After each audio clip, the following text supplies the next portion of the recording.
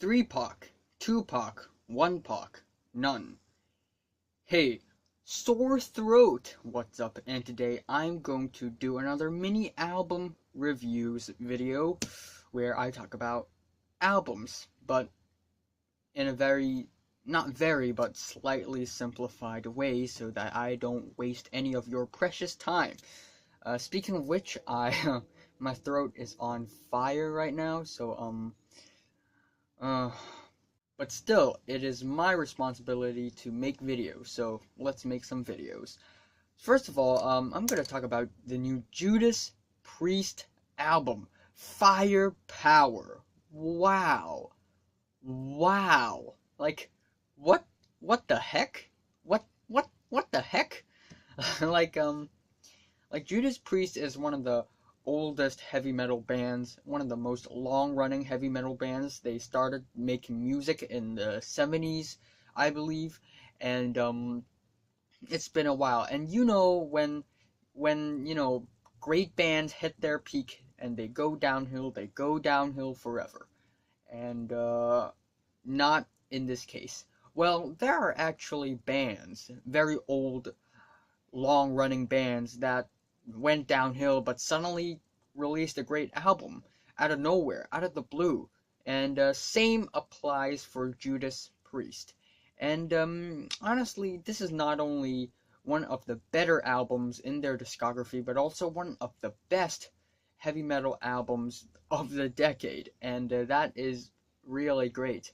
And yeah, it seems like Judas Priest really came back. I mean, wow. However, this album is not mind-blowing or groundbreaking or super artistic or anything, but it's just a really good meat and potatoes heavy metal album with these throttling guitar riffs, really epic and dramatic, and fiery, burning guitar solos and vocals. Speaking of the vocals, Rob Halford, the vocalist of this band, wow, like, his vocals is super sinister and loud and dramatic on this album, and it really adds onto the tension and the fieriness of the album. I know that's not a word.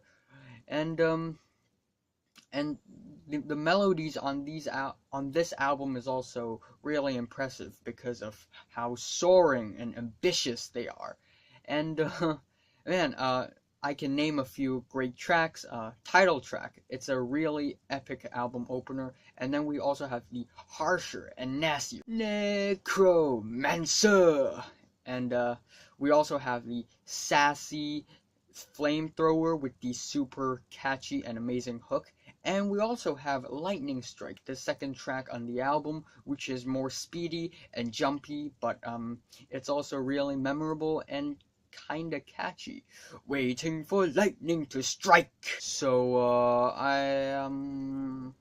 the best track is probably the title track, and I'm giving Judas Priest's Firepower an 8 out of 10. And then the second album that I'm gonna actually talk about is the Voidz with their new album Virtue. And wow, where do I even start?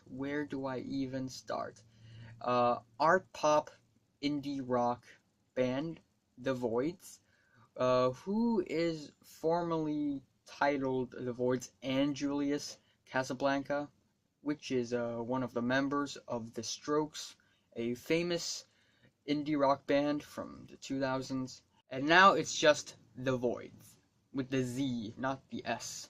And yeah, judging by the title of the album cover, and the band name, you know you just signed up for something whack and super experimental and abstract.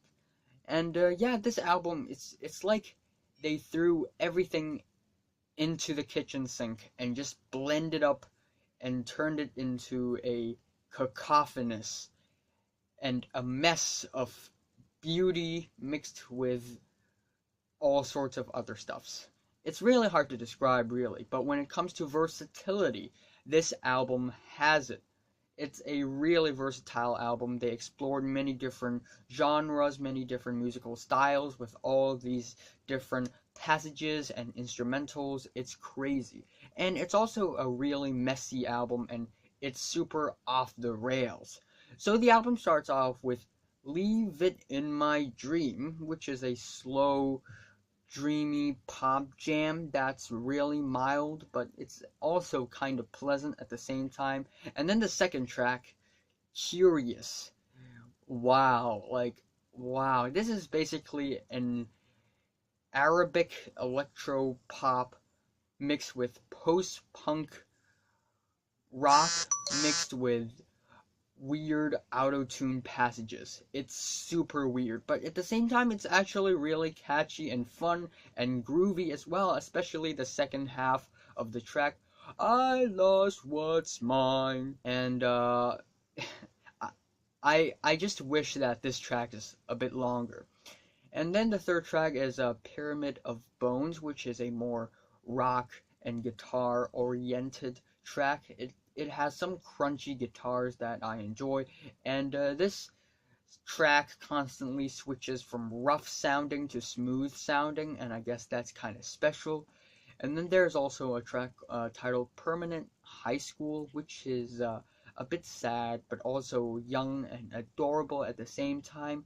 The track AlieNNatioN is a sad track that also feels like elevator music, but in a good way. Also, speaking of sad music, we have a Pointlessness, which is the album ending. It is a slightly Halloween flavored with the freaky instrumentals, and it still feels really sad. It feels like the music itself is swallowing this cluster of hopelessness, pointlessness, or you can say.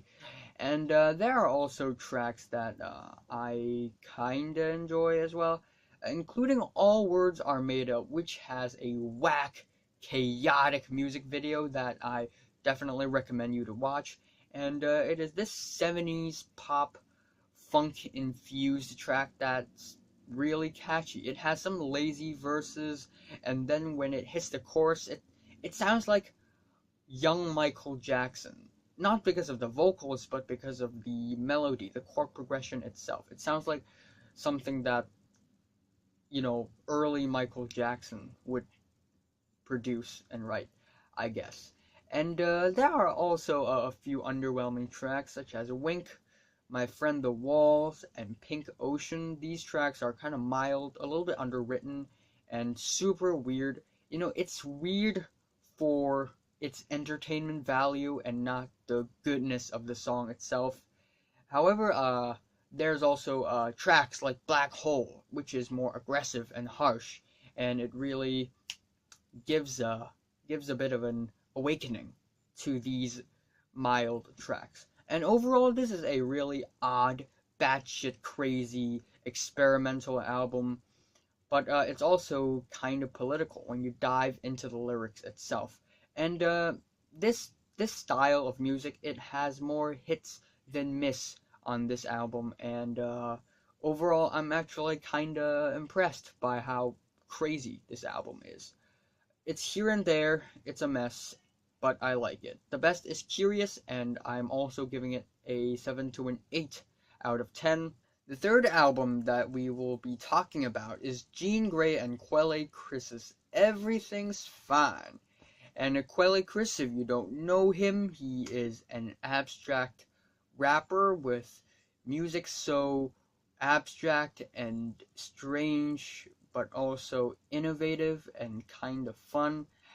And he partnered up with his partner, Jean Grae, who is also a pretty good rapper in the early 2000s, in the late 2000s and early 2010s. However, she had gone quiet a little bit for a while, but now she had returned with Quelle Chris with this album. Now, this album is a really abstract and lo-fi album, really similar to Uncommon NASA's album last year, and this album really explores some odd territories that are really rarely heard in the scene right now. And that's why this album is really hard to get into musically. But when it comes to lyrics, this album really hits hard with the dry and sharp humor. And going into this album, you don't expect everything to be seriously spoken, but you also don't treat them as a joke. It's more like Jean Grae and Quelle commenting on the society right now, but with such a thick sense of humor, and also a really witty and smart sense of humor as well. Like, wow. And the album starts off with My Contribution to This Scam, which is actually the second track, but it's the first song. And it has this slow, lo-fi, moody beat with a bit of a atmospheric wind sound in the back, I guess. And the phrases, and the phrase, of course, my contribution to the scam, is kind of monotone, and it's same applies for a lot of the other tracks on the album. It may feel a little bit monotone, a little bit one note, but at the same time, that is the point. And what's even more special about this track is that it sounds like a mix of a skit and a song. Like, it sounds half spoken word, but also half rapping, and that's why it's really abstract, but also kind of fun and smart. And then we also have tracks like Gold, Purple, Orange, which has a more freaky and blues-infused beat behind it, and the lyrics itself are really smart as well. Every alt-right gotta be white, everybody disagree gotta be wrong, every black dick gotta be long. And of course, they're not serious, they're just rapping in the character of specific people in the society, and they basically listed out all of these stereotypes on this track and using it to comment on the society, on how people really fixed their minds into the stereotypes. And yeah, it's a really lo-fi and freaky song as well.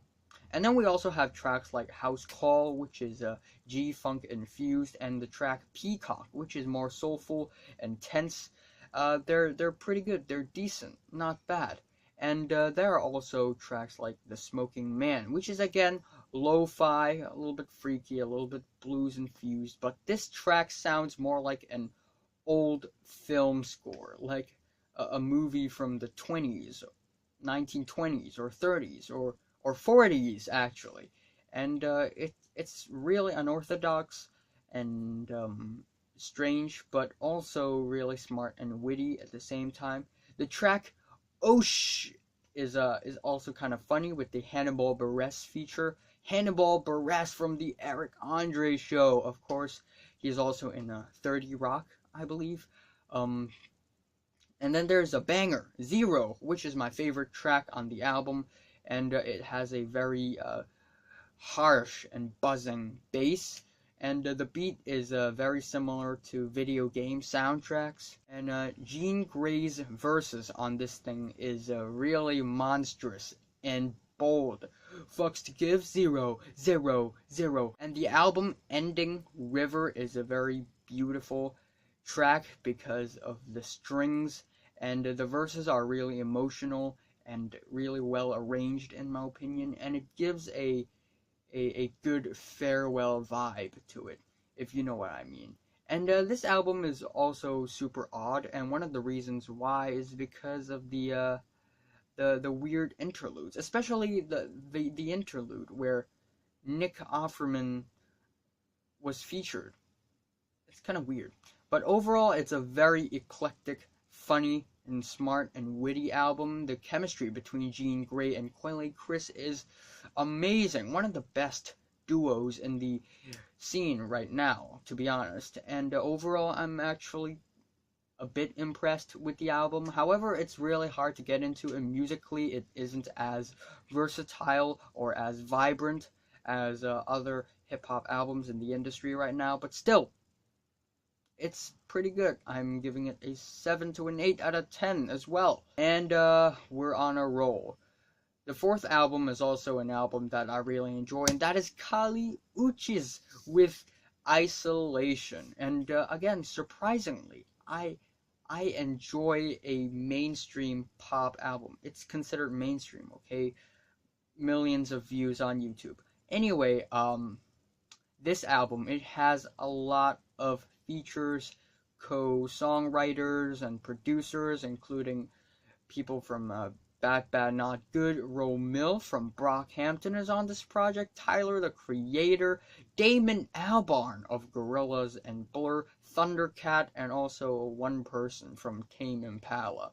And that's why this album explores a lot of different musical styles and instrumentals, and that's one of the reasons why this album is quite fun to indulge on. Is that the right word? Indulge? I'm probably using it wrongly. Whatever. Anyway, this album is surprisingly dreamy, soft, and somewhat sensual and sexy even. And it has all these lavishing and psychedelic tracks that I really enjoy.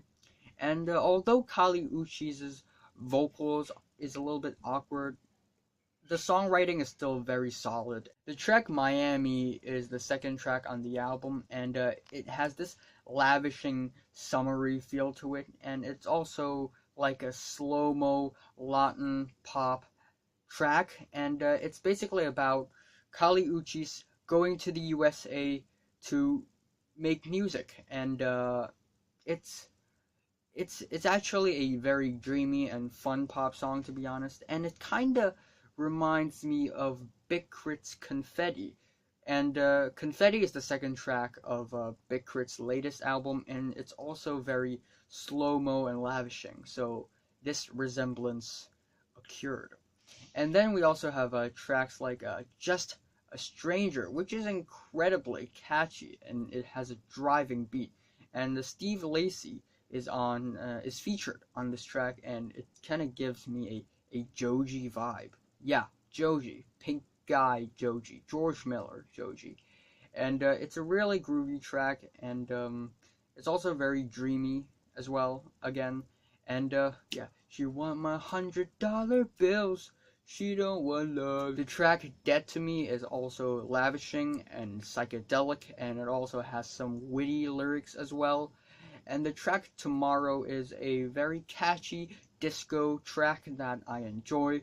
And then the track Neustro Planeta, or however you pronounce it, is also a very catchy track that's sung completely in Spanish.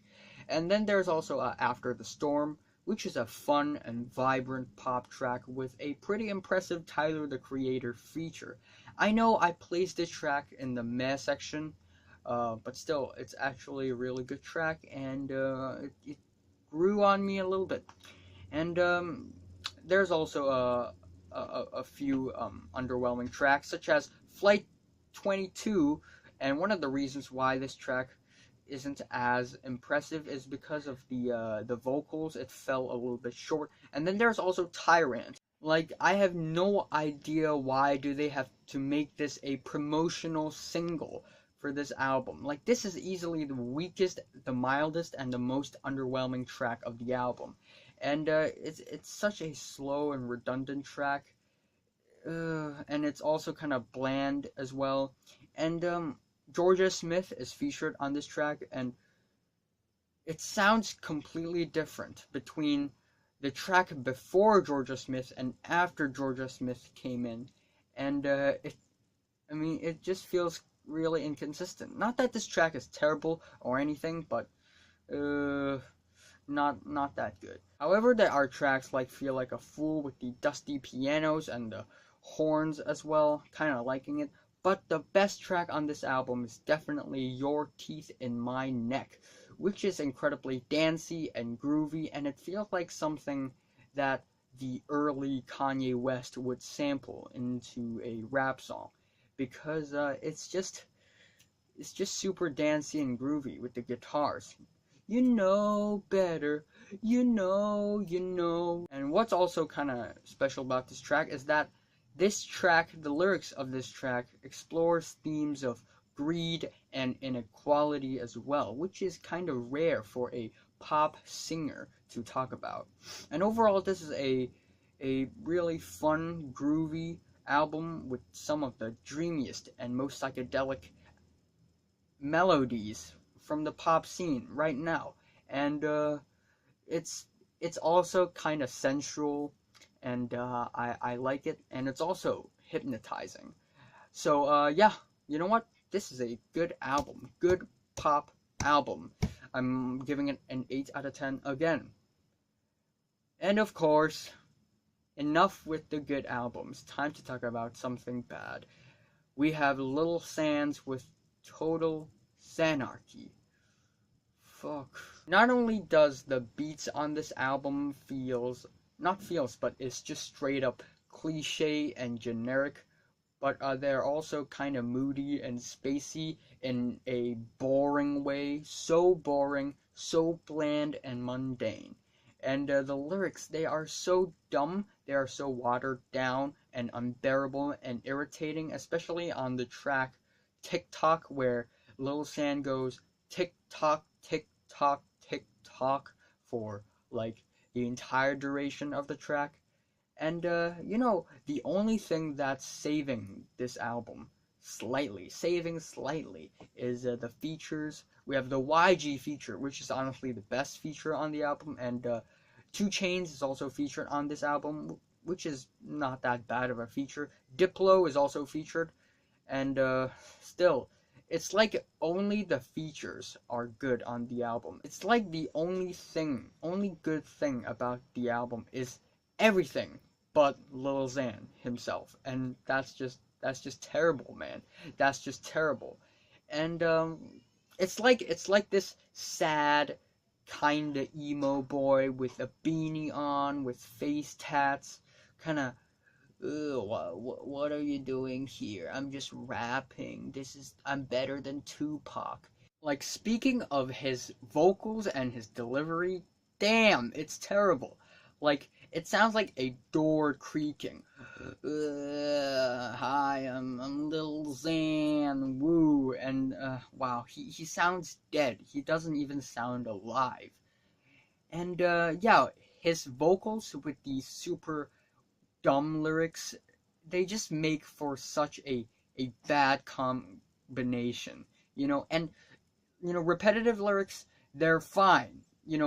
It can be for fun, it can be for a catchy song, it's fine, but none of the tracks on this album is that fun or catchy. And man, does this album sound brain dead. It's like it's killing my brain cells.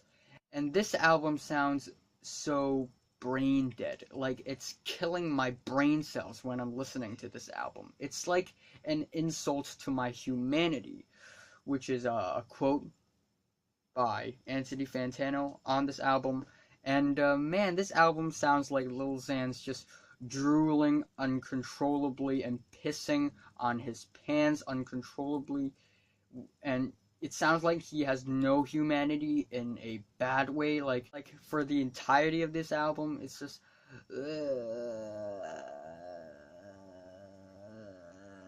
especially for the Diplo track, which I kind of enjoy for the beat, of course.